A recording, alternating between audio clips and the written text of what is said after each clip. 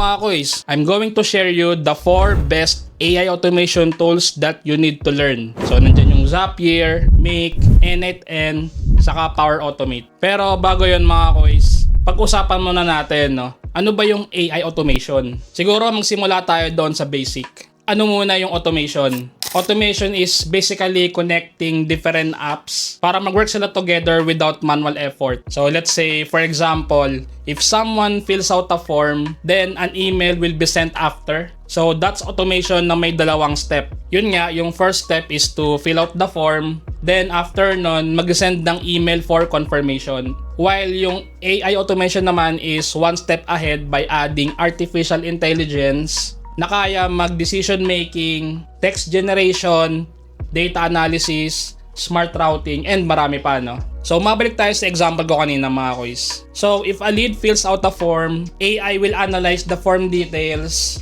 then it will send the personalized response, then sasave yung data sa CRM, and it will trigger or send the follow-up email without human intervention.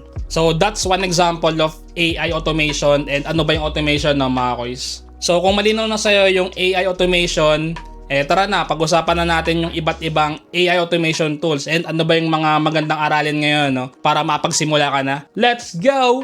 Yun. So, first on our list is Zapier, syempre. For me, mga kois, ito yung pinakamagandang automation tool para sa mga beginners, no? It has more than 7,000 integrations. So, imagine, sobrang dami, di ba? Na pwede mo agad magamit. Normally kasi, pagka magko-connect ka ng mga apps, dapat marunong ka sa API integration. Pero, dito sa Zapier, since integrated na nga siya, hindi mo na kailangang matuto mag-integrate ng apps manually. However, syempre, kung marunong ka, advantage sa'yo yun, syempre, di ba? Sobrang dali gamitin itong Zapier, mga kois. Ganito lang gagawin mo. So, choose a trigger, then mag-add ka na ng mga steps or actions, then publish. And ayun, tapos na. And bukod doon sa massive library of applications na integrated sa kanya, meron na rin siyang AI features that can generate text, summarize data, or classify information, and marami pa. Ito yung mga common use cases na pwede mong magawa sa Zapier, no? So, we have the sending form submissions to your CRM or save sa CRM, automate email follow-ups, and pag-generate ng AI responses whether email or SMS. Ito lang yung ayoko sa Zapier, mga kois, no? Sa lahat ng AI automation tools na mababanggit ko, ito yung pinakamahal, no? Siguro dahil na rin sa mga apps na natively integrated, no? Kasi sobrang dami. Kumbaga, hindi ka na mag-effort i-connect yun manually isa-isa, no, mga kois? Well, kung may budget naman yung client mo, syempre, di ba? Goods na goods yan. Saka, based on my experience, yung mga client na pumapaldo ako, Zapier yung gamit May mga clients ako na nagbigay sa akin ng $40 per hour pataas. Ayan, siguro send ko yung screenshot dyan or share ko yung screenshot. So, check nyo na lang. Siguro kasi may budget talaga sila, no? Since Zapier yung gamit nila. Syempre, pag may budget, di mataas magbigay ng rate. For me, Zapier ang pinakamadaling aralin na AI automation tool and magiging gateway mo towards AI automation. So next on our list is Make.com. Dati Integromat yung name nito pero alam ko around 2021 yata sila nagpalit ng name. Hindi ako sure, so correct me if I'm wrong, mga kois. Make is perfect for visual presentation ng mga workflows na ginawa mo kasi ang dali niyang intindihin. Instead of simple step-by-step automation, Make uses flowcharts na pwede kang mag-branch ng logic, mag-add ng conditions, and mag-handle ng more complex process na compared kay Zapier. Ideal to if you are an intermediate automation builder na. Kung kailangan mo ng more control sa mga workflows mo, no, na hindi kailangang mag-code. Ang maganda rin sa Make, mga kois, sobrang mura niya compared sa Zapier. And pwede nang mag-handle ng large volume of data. Pwede ka dito gumawa ng multi-step funnels as your back-end, AI content workflows, and advanced data syncing in between platforms and apps. Yun nga lang, syempre, may steep learning curve si Make. And yung interface neto, sa totoo lang, mga kois, nakaka-overwhelm sa una. For me, ang kagandahan sa Make is it will give you full control of your workflows without forcing you to code. So ngayon, N8N naman yung pag-usapan natin, mga kois, no? So alam ko, ito yung pinaka-paborito nyong lahat To be honest, I cannot recommend this sa mga beginner pa lang kasi sobrang powerful niya and nakaka-overwhelm naman talaga, no? N8N is an open source workflow automation tool na pwede mong i-self-host, meaning pwede kang gumawa ng unlimited workflows nang hindi nagbabayad kung local host yung gagamitin. And pwede mo na rin siyang i-host sa cloud, no? Speaking of cloud hosting, mga kois, I recommend Hostinger, syempre. Kung interested ka, check mo muna tong video na to. So, meron tayong special link dyan mga kois no, na kapag ginamit nyo yan, pagka bibili na kayo na nitong package ni Hostinger, makakakuha kayo ng discount, no? So, tinan nyo na lang dyan sa baba, no, mga kois. So, ayan, bale, sabi dito, up to 71% off NetN self-hosting, no? Self-hosted NetN no-code AR workflow. So, ayan, yung ginagamit natin, no, NetN. So, tingnan natin, click natin yung choose your plan. So, bale, ito yung pinaka-recommend ko, no, mga kois, KVM2 na plan. So, that's 339 pesos per month lang, no? Compared mo sa NetN mismo na cloud, that's $60 kung sa NetN ka mismo magsasubscribe, no? So, sobrang laki ng difference. Dito, mga kois, 339 pesos lang, no, per month. Then, ito na yung specs niya.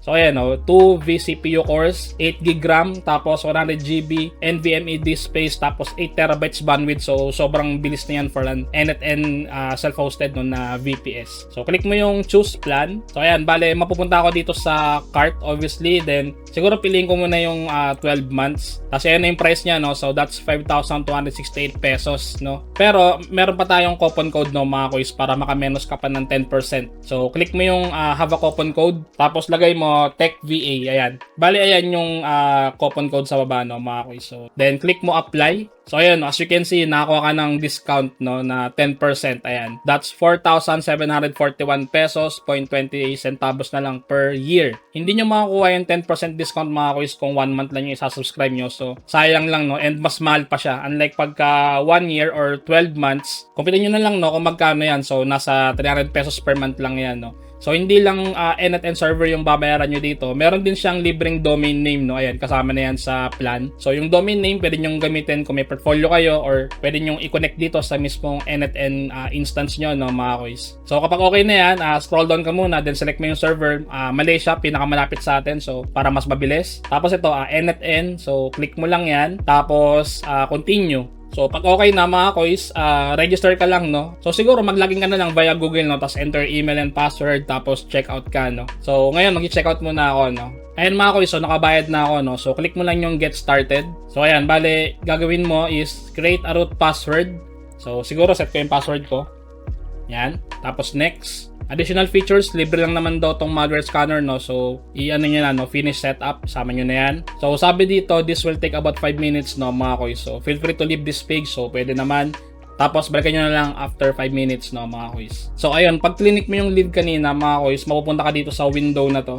Then, sabi niya, status is running. So, ibig sabihin, okay na yung ating server, no, mga kois. Click natin yung manage. So, tingnan natin kung working na talaga siya, no? So, skip, close. Bale, ito na yung ating NetN server na VPS sa Hostinger, no? So, para ma-access mo yan, copy mo to. Tapos, new tab ka. Tapos, type mo muna NetN. Tapos, tapos, yung server address, no? Yung kaninang kinapi nyo, no? Tapos, so, ayan na. Yan yung NetN nyo, no? Yan, bale, next mong gagawin, set up mo yung email, first name, last name, saka password, no? So, set up ko na yung sa akin. Ayan, so natapos mo na yung initial setup, no, mga kois. So, click mo na yung get started. So, bale, mag-send dyan ng free license key dun sa email na sinetup mo kanina, no. So, click mo lang yung send me a free license key. So, tapos obviously, punta ka sa email mo, no. Ayan, syempre, pagka na-receive mo na yung license key mo, no, syempre, copy mo yan, no. Medyo matagal lang siya mag-send, mga kois, so hintayin nyo lang. After nyan, balik ka sa NetN mo, tapos punta ka sa, bale, click mo tong pangalan mo dito sa lower left, tapos click mo yung settings, tapos enter activation key, tapos paste mo yun, no, so activate. Bale, activated na yung NetN instance mo, no, you're on the community edition, sinasabi dito. So, ayun mga kois, that's it for our NetN server sa Hostinger, no, na VPS. So, sobrang mura, 330 pesos per month, tapos meron pang kasamang domain. Tapos, pagka nag-subscribe kayo into 12 months, makakuha pa kayo ng 10% discount by using our coupon code, no, TechVA, nakalagay dyan sa baba. Ideal to kung sobrang dami ng automations na ginagawa mo, no, or kung meron kang client na gustong mag-setup ng self-hosted server. Ito yung pinakamura saka pinakasulit para sa akin, no. Meron pang free domain, no, so check nyo lang dyan sa domains nyo. So, nandyan lang naman yan, no. So, balik tayo sa topic natin, which is NetN. Grabe, sobrang gandang gamitin nito, lalo na for API integration, no. Kasi kaya niya mag-handle ng complex data transformations and syempre, pang build ng AI agents. Yung mga AI agents that can interact with multiple systems, no. Yung mga custom workflows na mabibuild mo dito, akala mo simple lang eh. Mukha na silang standalone software, mga kois, pagka tinignan mo. And yung functionality din. Pero syempre, dapat marunong kang mag-setup ng self-hosted server.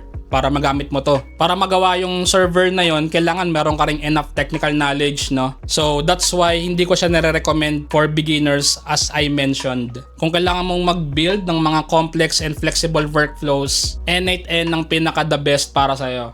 So, Microsoft Power Automate naman tayo, no? Normally, ginagamit to sa mga enterprise environments or sa corporate, no? Pero may mga clients na rin online na naghahanap ng marunong sa Power Automate. Kung may client ka na nakarely mostly sa Microsoft 365, yan, mga Outlook, SharePoint, Microsoft Word, Excel, and Teams. Ito yung pinaka-swak na automation platform para sa inyo. Naka-integrate na kasi to sa Microsoft ecosystem and meron ding enterprise-grade security and compliance. Commonly, ginagamit to for approval workflows, internal process automation na gumagamit ng SharePoint, mga ganyan, or ibang Microsoft apps, and data synchronization across Microsoft tools. Ang downside lang nito mga kois is sobrang confusing nung pag-assign ng license niya, and hindi rin siya ganon ka-flexible pag kailangan mo nang mag-connect ng apps outside Microsoft unless kung marunong ka sa HTTP requests. Kung gusto mo ng enterprise level na mga client, Power Automate is a must-have skill as an automation specialist, mga quiz. So ngayon, let's do a quick comparison dun sa apat, no? What I recommend is, kung beginner ka, Zapier ka muna. Kung gusto mo ng mas magandang visual presentation sa mga workflows mo and kung gusto mo mas may control, Make.com. Kung gagawa ka ng advanced AI systems, N8N yan syempre. Kung enterprise level, Power Automate.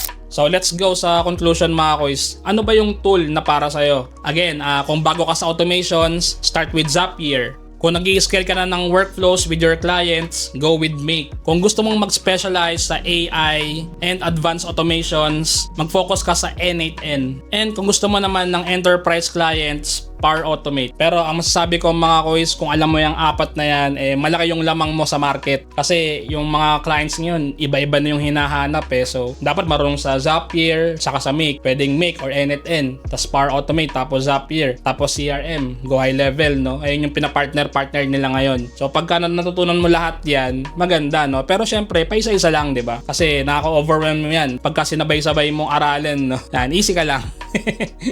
Daan-daan lang mga kois. And by the way mga kois, kung gusto mong aralin lahat yan, meron tayo yan sa aming Technical Virtual Assistant course. So lahat ng nabanggit ko nandoon. So check nyo na lang yon. Ngayon mga kois, comment ka naman sa baba kung ano yung favorite mong AI automation tool or yung aaralin mo pa lang. So again, if you want to learn AI automation, meron tayong TechVA course dyan. So kompleto na yan, check nyo na lang. Nandiyan yung link sa baba. So, that's it for this video mga kois. Sana nakatulong. Like and subscribe. Thanks for watching and see you on the next video.